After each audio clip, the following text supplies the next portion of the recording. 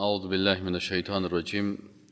بسم الله الرحمن الرحيم. إن الحمد لله نحمده ونستعينه ونستغفره ونؤمن به ونتوكل عليه ونعوذ بالله من شرور أنفسنا ومن سيئات أعمالنا. من يهده الله فلا مضل له ومن يضلل فلا هادي له وأشهد أن لا إله إلا الله وأن محمدا رسول الله صلى الله عليه وسلم وعلى آله وصحبه أجمعين. اما بعد، سوره صف وجه تسمیشی است که در این سوره مبارکه الله متعال بر مسلمان ها توصیه میکنه که اینا باید یک صف محکم و صف قوی داشته باشند که انهم بنیان مرصوص. صف مسلمان ها باید مثل بنیان مرصوص باشه، خصوصا در صفی که صف متحد مسلمان ها هست. وقتی که صف از اونا بسیار قوی باشه، باز اونا میتونن که در مقابل دشمنای اسلام خوب استادگی و مقاومت بکنن. سوره صف مدنیه و ما و شما گفته بودیم که وقتی سوره مدنی می باشه در نظام های اسلام و احکام اسلام بیشتر بیان میشه. اعوذ بالله من الشیطان الرجیم. بسم الله الرحمن الرحیم. سبح لله ما فی السماوات و ما فی الارض و هو العزیز الحکیم. سبح تسبیح میگویند یا با پاکی یاد میکنن الله متعال را. پس صفات الله یکی صفات ثبوتی هست و یکی صفات سلبی هست. صفات ثبوتی صفاتی هستند که برای الله متعال ثابت می شوند، مثل که در آیات قبلی ما شما خواندیم والله الذی لا اله الا هو الملك القدوس السلام المؤمن المهيمن العزيز الجبار المتكبر. و هر صفت ثبوتی که هست در مقابلش سلب میکنن، ضد از اوره. پس وقتی که ما و شما میخوایم که الله متعال وقتی که یک صفت میگه که صفت ثبوتی الله هست، صفات دیگه که بر ضد ازی هست او را چی میکنه؟ سلب میکنه و او را نسبتش از الله چی میکنه؟ حذف میکنه. اینجا میگه سبح لله، تسبیح میگن برای الله متعال، یعنی الله را با پاکی و با عظمت و با بزرگی یاد میکنن. پس تمام آنچه که در اون نقصان است اینجا سلب میشه، چون همه ما فی السماوات، آنچه که در آسمان ها هستن، و ما فی الارض، و او مخلوقاتی که در زمین هستن، تمام از اینا الله متعال تسبیح میگویند و او را با پاکی و با عظمت و بزرگی یاد میکنند. و هو العزیز الحکیم. و الله متعال العزیز غالب است. چرا تمام موجوداتی که در آسمان ها و زمین است با پاکی الله را یاد میکنن، با عظمت یاد میکنن؟ چرا الله متعال بالای تمام از این موجودات غالب است. الحکیم، الله متعال حکیم است فی تشریعه. ما شما قبلا هم خواندیم که الحکیم دو معنا میده. یکی در تشریع خود با حکمت الله متعال شریعت و قوانین خود بیان کرده، و دیگه حاکم است که الله متعال ارزش ها را تعیین میکنه، چی خوب است، چی زشت است، چی حلال است، چی حرام است. الله یفتیکم فی الکلاله. پس الله متعال است که ارزش ها را تعیین میکنه. حال الله متعال بحث مقایسوی را در سوره مبارکه بین مسلمان ها، بین یهود و بین نصارا الله متعال چی میکنه؟ یک درس مقایسوی برای ما و شما میده که ما مقایسه بکنیم آیا مسلمان حقیقی هستیم، آیا مثل یهود مشکلاتی داریم، آیا مثل نصارا مشکلاتی داریم. در امتهای از اونا هم مردمای خوب بودن و زشت بودن، ما با کدامش مشابهت داریم. الله متعال میگه که یا ایها الذین آمنوا، اول میگه ای مؤمنان، لما تقولون ما لا تفعلون، چرا شما یک قول میگین، یک سخن میگین، ما او سخنی را که باز لا تفعلون فعلش انجام نمیدین. ما و شما قبلا هم خواندیم که هر مسلمان وقتی که قول لا اله الا الله را میگه، محمد رسول الله میگه، این با الله 3 تعهد میکنه. بغیر از ذاتش کس را عبادت نمیکنه، بغیر از شریعتش قانون کسی دیگه را تطبیق نمیکنه و عبادت و اطاعت الله را به طریقه و روش رسول الله صلی الله علیه و سلم انجام میده.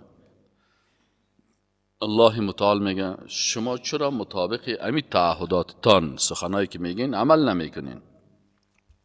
کبوره بسیار بزرگ و خطرناک است، مقتن از نگاه نارضایتی، از نگاه عیب، از نگاه خرابی، بسیار ناخوشایند است عند الله، به نزد الله، ان تقولوا، این که بگویید شما ما لا تفعلون، آنچه را که انجام نمیدهید. این الله، یقینا که الله متعال، یحب الذین، دوست داره کسانی را که یقاتلون فی سبیله، جهاد میکنن در راه الله، صفا، اتو یک صف می داشته باشن که انهم بنیان مرصوص، مثل که این صفشان یک دیوار محکم ساخته شده از رصاص است. رصاص در زبان عربی سربه میگن و اینجا که گفت مسلمان ها باید دیوار داشته باشن که دیوارش مثل دیوار سربی باشه. وقتی در عصر امروزی علما تحقیق کردند خود رصاص یا سرب که یک خاصیتی داره که دیگه فلزات نداره. در طب امروزی چی میکنن علما؟ مثلا وقتی یک خانم حمل می داشته باشه و وقتی میخوان که از اینا اکسری بگیرن، اکسری وقتی که شعاع میتن، این شعاع اکسری که است در بطن مادر امی طفل متضرر میسازه. پس به خاطر که این شعاع تأثیر نکنه سر بطن ازی، چی میکنن؟ یک پرده سربی جور میکنن. یک دکتر متخصص گفت که ما یک پرده سربی را در سر بطن ازی مادر میگذاریم که اگر ما از ششش از سینهش عکس میگیریم، تخته سینه بالای بطن ازی همی شعاع اکسری تاثیر نکنه که او جنین ازی را در داخل بطنش متاثر نسازه، عیبی نسازه. پس دکترای متخصص چرا امی پرده را از سرب ساختن؟ به خاطر ازی که از سرب امی شعاع تیر نمیشه. الله متعال میگه شما مسلمان ها صفتان آنقدر متحد و محکم بسازن مثل امی سرب واره. چرا مشخصا دیوار سرب واره باشیم؟ میگه خشتای دیوار تا نمت بسته باشه با یکی دیگه چسبیده باشه. چرا شیطان شعاع پخش میکنه، شیطان از آتش است. این میخواه که همه تو لیزر واره در صف مسلمان ها داخل شد و صف از اینا را از بین ببرن، باز اینا مقاومتی در مقابل دشمنای اسلام نداشته باشه. الله میگه از اختلافات اجتهادی اجتناب کنین. اگر شافعی هستی، اگر مالکی هستی، اگر حنبلی هستی، اگر مثلا حنفی هستی، اگر سلفی هستی، اگر در کدام تنظیم و فلانی هستی، باید صف مسلمان ها را با این نامه ها متضرر نسازید. اختلاف در اجتهاد، این اجتهاد که است هر عالمی متخصص اجتهاد داره. از یک آیت مثلا وقتی که هر کدام ما و شما یک آیت میخوانیم، شما یک استنباط میکنین، من یک چیز دیگه ازی میفهمم. یک عالم مسلکی متخصص زبانشناس و دیگه قسم مسائل میفهمه. پس به این معنی نیست که علما مثلا من تخصص من نحو است، از دیگه صرف است، از دیگه بلاغت است، از دیگه مثلا فقه است. به خاطر از این تخصصات ما بخیزیم در بین خود صف مسلمان ها را بشکنانیم، یا به خاطر از این که مثلا من مس چهارم سی سر بکنم یا نصف سر بکنم یا ربع بکنم، خب کلگی قبول داره که مس سر فرض است، آیات قرآن کلگی قبول داره. اینال در مقدار از این علما نظر به اجتهاد خود، یکی میگه با بر الساق است از نگاه نحوی، بنان کل سر مس شود فرض است. یکی دیگه میگه نه، رسول الله صلی الله علیه و آله در منطقه رفت سر خودم مسح کرد به اندازه 1/4، اتا ثبات قوم فبال و توضأ و مسح علی ناصیته. دیگه عالم دیگه میگه که نه، الباء للالصاق است از نگاه زبان شناسی. شما الصاق گفتین ولکن ما میگیم که المسح هو الاصابه والغسل هو الاساله. ششتن به معنای سیلان کردن آب، و مس اصابت است. مجرد که این دست هم دکان بیتی امر الله تطبیق میشه و امسح و مس تو درست میشه. پس ایناله این اجتهادات علما هست، این محترمانه باید بپذیریم. اگر احناف 4 سر فرض میگن اجتهاد کردن، اگر مالکی ها میگن ای باید کل سر مسش و فرض است، این هم یک اجتهاد است. اگر علمای شافعی میگن که فقط اصابت است، اگر به اندازه 4 انگشت هم اگر در سرت بزنی 3 انگشت مس سر درست میشه. نباید صف مرصوص مسلمان ها را با اجتهادات که علما کردن، در حالی که کل از اینا خوش داشتن علما، مثلا امام ابو حنیفه رحمت الله علیه، شافعی رحمت الله علیه، امام احمد ابن حنبل رحمت الله علیه، دیگه علما امام مالک و دیگه علمای بزرگوارای اسلام، کلشان خوش داشتن که باید مسلمان ها یک صف باشن و این صفشان در دشمنی در مقابل دشمنای الله باشن، دفاع از اسلام بکنن. الله میگه شما آخر الزمان اجتهادات از اونا را فرقه جور نکنین که صفتان چی کنین؟ بشکنانین. بلکه انما المؤمنون اخوتون. چرا الله چی را دوست داره؟ الله کسایی که اختلاف میکنن این دوست داره؟ میگن یار الله دوست ندارن. ان الله یقینا که الله یحب الذین، دوست داره کسانی را که یقاتلون جهاد میکنن فی سبیله، در راه الله، صفا، در یک صف، در یک صف. حنفی، شافعی، مالکی، حنبلی، سلفی کلشان در یک صف استاد هستن، با دشمن الله در تضاد هستن. که انهم بنیان مرصوص، مثل چی هستن؟ مثل یک بنیان، یک ساختمانی که کلش از سرب است، که هر قدر شیطان بخواد که وسوسه بکنه تأثیری نبکنه. و اذ قال موسی، و هنگامی که گفت، حالا شما مقایسه بکنین موسی علیه السلام رو ببینین. اذ قال موسی لقومه، موسی علیه السلام به قومش گفت یا قوم، ای قوم من لم تؤذوننی، چرا مرا میرنجانین؟ ببینین بدبختی از اینا، حتی پیغمبر اذیت میکردن با اختلافات، با جنجال ها، با دور شدن از شریعت الله. موسی علیه السلام برش میگه لما تؤذوننی، چرا مرا اذیت میکنید؟ و قد تعلمون، و یقین که شما میدانید که انی رسول الله الیکم، ما رسول الله هستم به سوی شما. فلما زاغوا، پس هنگامی که ای بنی اسرائیل زیغ کردن، یعنی از راه مستقیم منحرف شدن، کج شدن، ازاغ الله قلوبهم، الله متعال باز قلبهای از اینان را چی ساخت؟ منحرف ساخت، کج ساخت. والله لا یهدی القوم الفاسقین، الله هدایت نمیکنه القوم الفاسقین، مردمان فاسق را. و اذ قال عیسی ابن مریم، و یاد کن وقتی را که گفت عیسی پسر مریم. حالا شما سعی کنین آیا صف متحد باشه که الله را دوست داره، بنیان مرصوص، یا مثل کسانی که پیغمبر خدا بنی اسرائیل اذیت کردن و الله متعال اونا را هدایت نکرد، و یا ای که مثل پیروان عیسی علیه السلام را. و اذ قال عیسی ابن مریم، وقتی که عیسی پسر مریم گفت یا بنی اسرائیل، ای بنی اسرائیل، اینی رسول الله الیکم، من رسول الله هستم الیکم، به سوی شما، مصدقا لما بین یدی من التورات، که من تصدیق کننده هستم با آنچه که در مقابل دست من هست از تورات، و مبشرا، و ما بشارت دهنده هستم به رسول، به یک پیغمبری که یأتی من بعدی، که بعد از من میآید، اسمه احمد، که نام از این احمد است، محمد است. پس بعد از ما تو یک پیغمبری میآید. فلما جاءهم بالبینات، وقتی که بر از اینا آمد امی پیغمبری که پیغمبر خودشان او را بشارت داده بود، قالوا، باز گفتن هذا سحر مبین، ای سحر یا دروغ یا جادوی آشکارا هست. و من اظلم، الله متعال میگه آیا شما میفهمین که کی ظالمتر ممن، نسبت به کسی که افترا علی الله الکذب، که ای افترا میکنه، بسته میکنه، میپیونده، دروغ میگه علی الله، بر الله، الکذب، به دروغ. و هو یدعى الى الاسلام، در حالی که امی شخص دعوت کرده میشود به طرف اسلام. والله لا یهدی القوم الظالمین، الله متعال هدایت نمیکنه مردمای ظالم را. حالا حق از اونایی بود که از کتاب پیغمبر خود، از سنت پیغمبر خود استفاده میکردن و در پالوی آخری پیغمبرها استاد میشدن، ایمان میآوردن. لکن اینا با چی کردن؟ اینا خود ظالم ساختن. ان الشرک لظلم عظیم، اینا خیسن پیغمبر خود صفت الوهیت دادن و پیغمبر آخری را هم انکار کردن. یریدون لیطفئوا نور الله بافواههم، این مردم میخواین که اطفاء، چی را میگن؟ اطفایه که میگن از می گرفته شده، یعنی خاموش ساختن حریق، او را اطفایه میگن. و لیطفئوا، تا چی کنن؟ گل کنن یا خاموش بسازن. چی را؟ نور الله، نور الله را. کتاب الله را، سنت رسول الله را به افواهیم با سخنانشان. والله متم نوره، الله متعال تمام کننده و پوره کننده هست نورش را.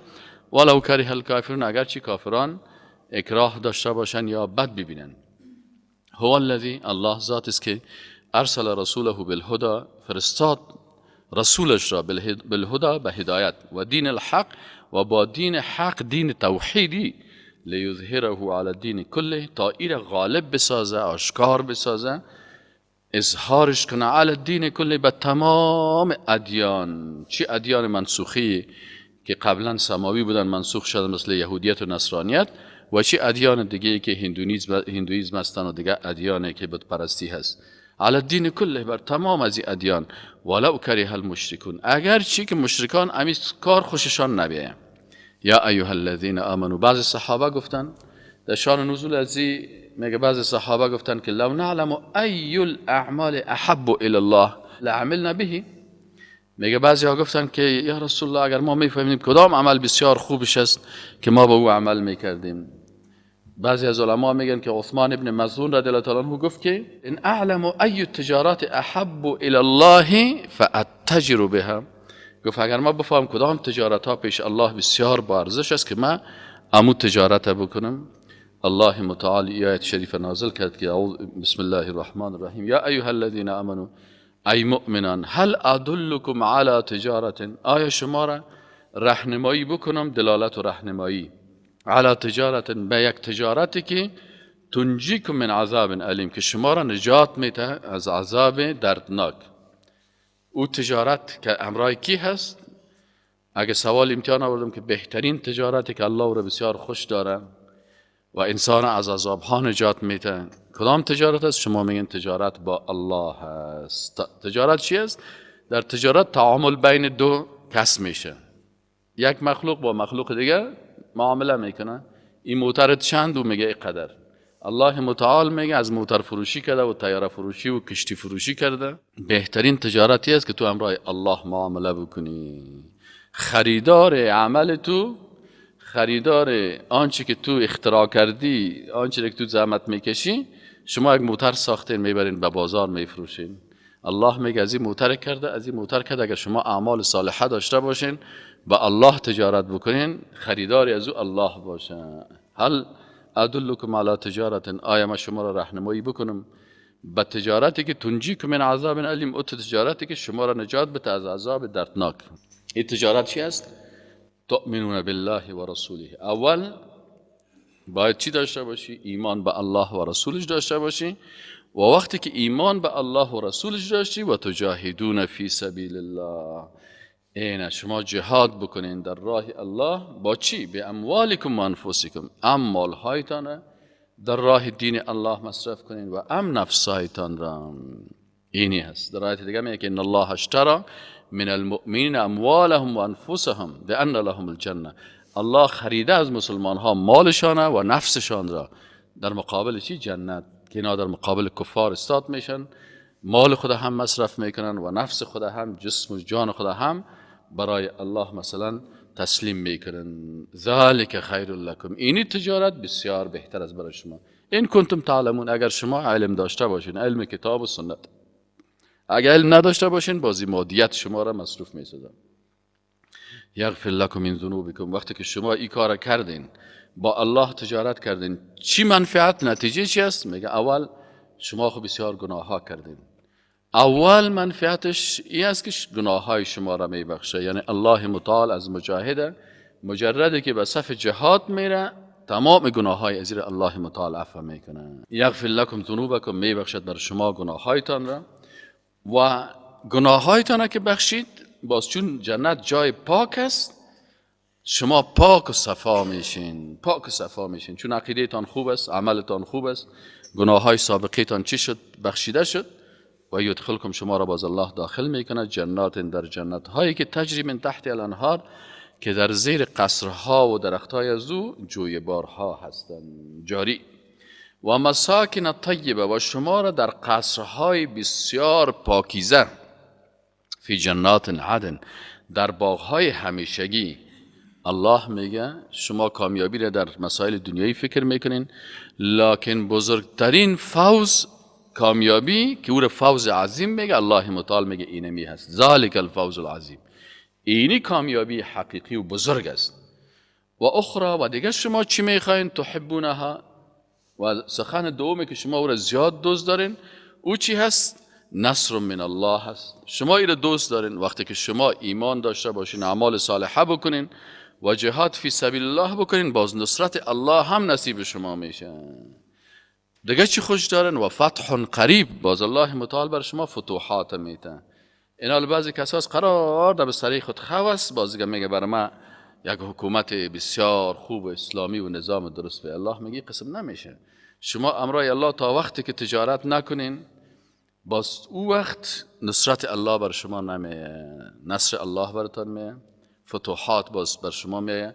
و بشر المؤمن، الله متعال میگه بشارت بده به این مؤمنینی که امی صفات دارن. یا ایها الذین آمنوا، ای مؤمنان، کونوا انصار الله، باشین نه انصار، نصرت کننده های دین الله، دوستان الله باشین. این انصار الله میگه.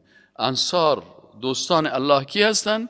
کسانی که در نصرت دین الله 24 ساعت کار میکنن.